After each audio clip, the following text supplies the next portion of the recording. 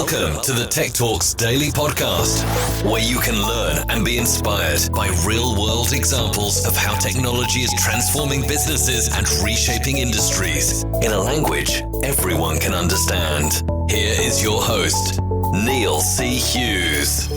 Welcome back to the Tech Talks Daily Podcast, where we have spoken with leaders in over 70 countries now and have people listening in 165 countries. And all that is living proof for me that technology works best when it brings people together. Now, today, I want to take your ears all the way to Italy after hearing about a great company called Roboze, which has an amazing backstory. They were founded in 2015 and were created to redesign the global supply chain through its ultra-precise 3D printing technology for super materials, which leverages proprietary carbon peak material, which is the highest performing 3D printing super polymer in the entire industry. Great Scots, as Doc Brown would say in Back to the Future. Incredibly geeky, incredibly cool, and solving real problems. In fact, Roboze currently works with GE, Bosch, Airbus, and other global organisations across space, energy, sustainable energy, medical, manufacturing, and so much more, all to design and create end-use parts. And what also put them on my radar was that they also released the world's largest 3D printer that is equipped with a heated chamber for fast production of incredibly strong metallic parts. So if you love tech stories, 3D printing and Italy, you're in for a treat. So buckle up and hold on tight as I beam your ears all the way to Italy, where Alessio Lorusso is waiting to share his story. So a massive warm welcome to the show. Can you tell the listeners a little about who you are and what you do? My name is Alessio Lorusso, and I'm the founder and CEO of Roboze. I founded Roboze back in 2015. 3D printing has always been important in my life. Since I was a boy, I wanted to produce objects with a 3D printer. But it wasn't enough for me to buy one and understand how it worked. I wanted to contribute to the improvement of a system that I was sure had enormous potential.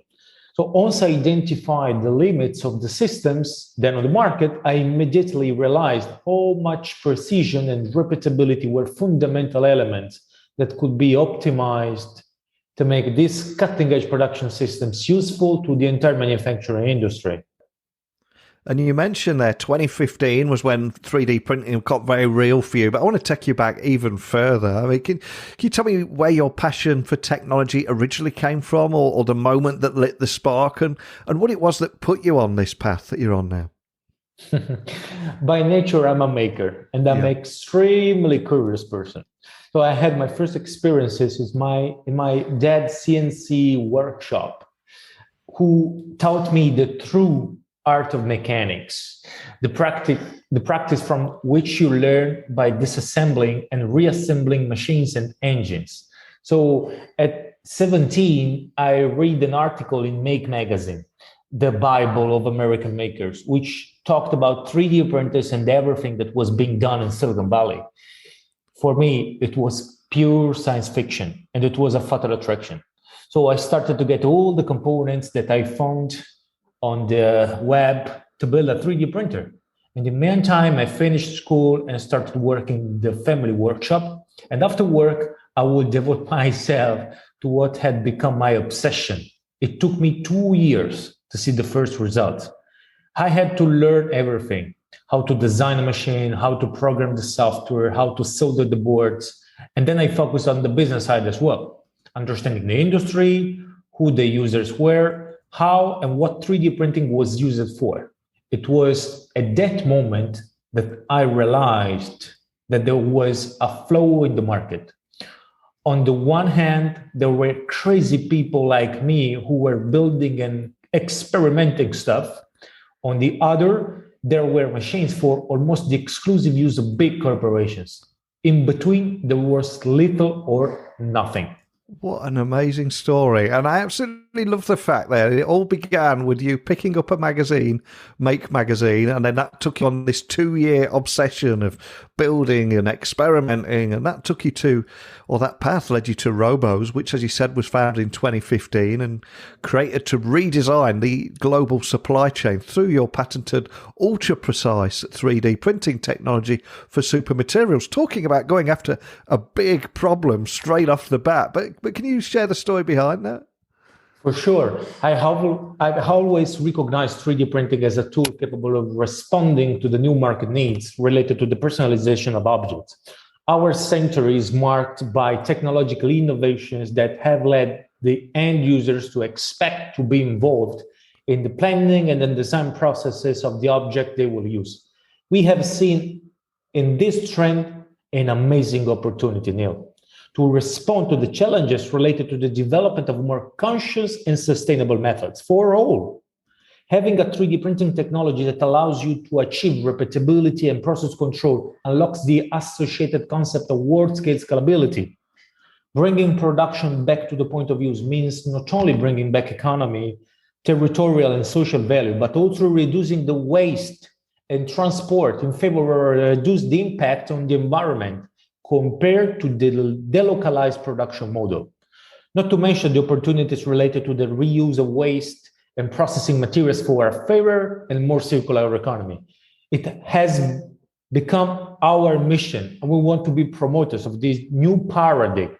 And just to bring to life some of the things we're talking about here, I read that Roboze currently works with some pretty big names such as General Electric, Bosch, Airbus, and so many other big global organizations across aeronautics, space, energy, sustainable energy, medical manufacturing, and so much more. But are there any use cases or client stories that you are able to share just to help listeners understand what you do and how it could work in their world too?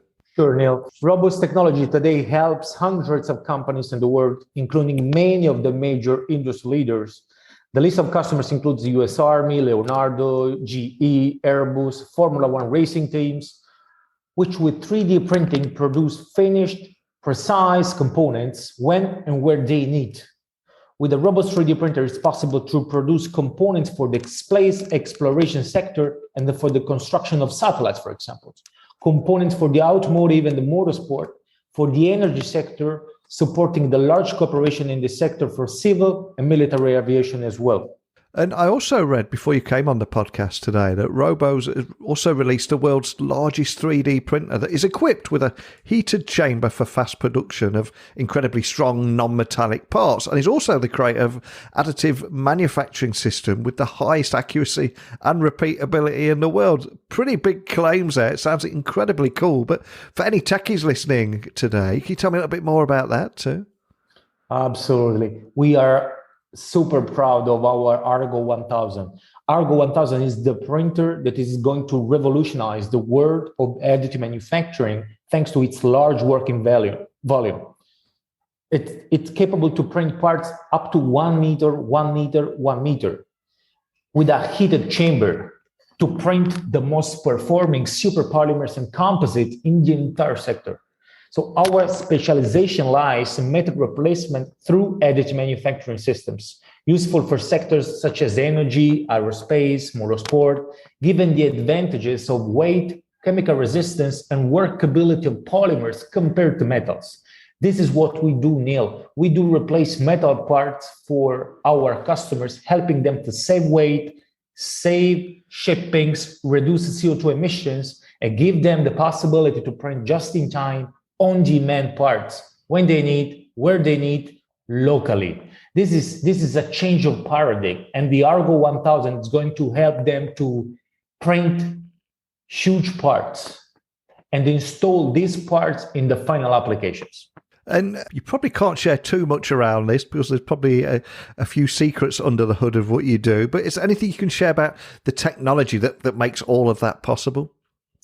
Yes, absolutely. In Roboze, we have developed a 3D printing technological ecosystem dedicated to metal replacement, Roboze Automate, which brings additive manufacturing on a pair with conventional methods, perfectly integrating into the production flow of manufacturing companies. What we do is not just prototyping. We do production. To do production, we need to ensure to our customers parts repeatability, consistency, and performance. Everything here is designed to bring 3D printing into a new era of industrial production of customized medium batch, up to 3,000 parts per year on a single system, reducing time and cost for manufacturing companies. And thanks to our distributed manufacturing network in the world, we can print parts wherever needed, whenever needed, relying on dozens of manufacturing partners equipped with our machines in the world, capable to print parts for the customers. So what we are doing, Neil, we are connecting the demand with the possibility to print parts. So we go to our 3D printers customers and we offer them the possibility to print parts for other customers we connect with. We are distributing the manufacturing in the world, but this is possible thanks to our technology. So a part printed in Houston is exactly the same to a part printed in Singapore or in Melbourne. This is the real advantage of our technology. The consistency, the repeatability, and the performance of the parts. This, together with our distributed manufacturing network, is unlocking incredible opportunities. And there is so much movement in this space at the moment, and there's a lot of emerging technologies that are continuously evolving and are even converging in some levels. But I'm curious, are there any emerging technologies that particularly excite you at the moment? Absolutely. One of the most exciting technologies, in my opinion, is AI. And artificial intelligence is something we are seriously working on. Having applied AI to Roboze industrial machines can release the potential of the technology. We are exploring the possibilities of AI to invent the materials of the future, applying what is called computational chemistry. So definitely AI is something that excites me. And I also recently read that Roboze had raised several $1 million, several million, to boast its growth as a 3D printing leader. But can you tell me a bit more about that funding and how that funding is going to enable you to take things to the next level? For sure, we will invest in the development of the new materials with amazing new properties, with a special focus on the development of bio-based materials. So materials which come from nature, which are capable to replace oil-based polymers. And of course, we are working on what we call bio-super polymers. We have built a team of top-tier material scientists and chemists to pursue this goal. And we are investing in internal labs and external research contracts to rapidly advance with the development. We intend to present the first results of this research as early as 2023, with the first bio-based material that we will bring to the market. And where do you go from here? What's next for Roboze? Is there anything you can share about the road ahead for you guys? Absolutely. We certainly want to support the green evolution of the energy market. Other reference markets of the future on which, however, we are taking the first steps, both from the point of view of research and strategic partnerships with the major players in the world, are, for example, electrical mobility, new space, and medical device. With the laboratory we are creating, we will focus on the research and the development of new materials that can open up new application opportunities. An example is the Helios PIC 2005, presented a few days ago. A new innovative composite materials that combines the already extraordinary PIC material, one of the best performing super polymers in the world, with short ceramic fibers that increase the technical characteristics, temperatures, and favors the post-processing steps of the products.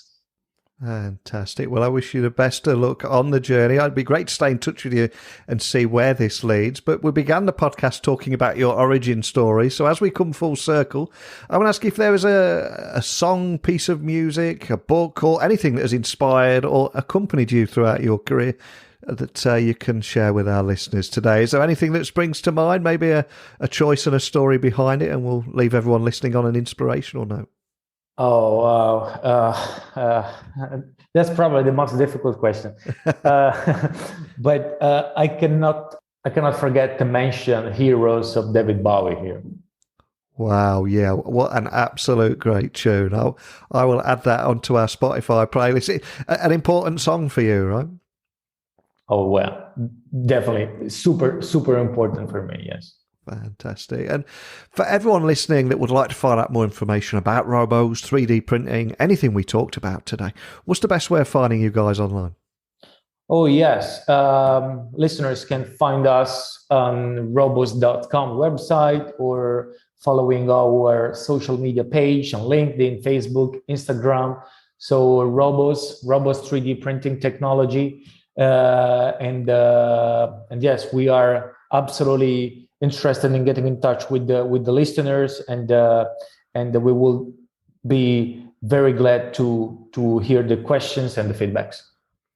Well, I've loved chatting with you today and learning a little bit more about 3D printing and the manufacturing systems that you're creating here with the highest accuracy and repeatability in the world. Amazing. But more than anything, I think what I absolutely love about it is it all began by you picking up a copy of Make magazine and that obsession, and how it turned into a 2-year journey of building and experimenting to get where you are today. And I hope there'll be a startup founder listening anywhere in the world that's in a very similar position. Maybe they've just decided that they want to do something and can see that with hard work, building and experimenting, anything can happen. So thank you so much for sharing that story today.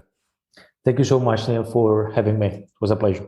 One of the reasons I always ask the guest at the beginning of every single episode about what is your origin story is revealing those little moments where the universe gives us that little nudge in the right direction. And I just absolutely love that story of Alessio picking up a copy of Make magazine and what that led to.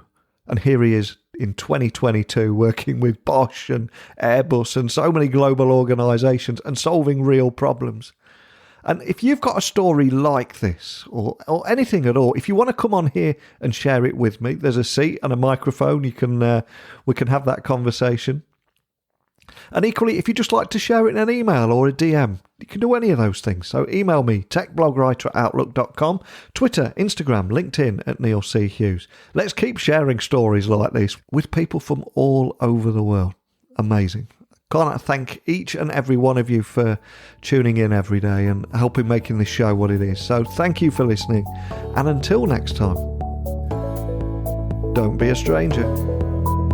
Thank you for listening to the Tech Talks Daily Podcast with Neil C. Hughes. Remember, technology works best when it brings people together.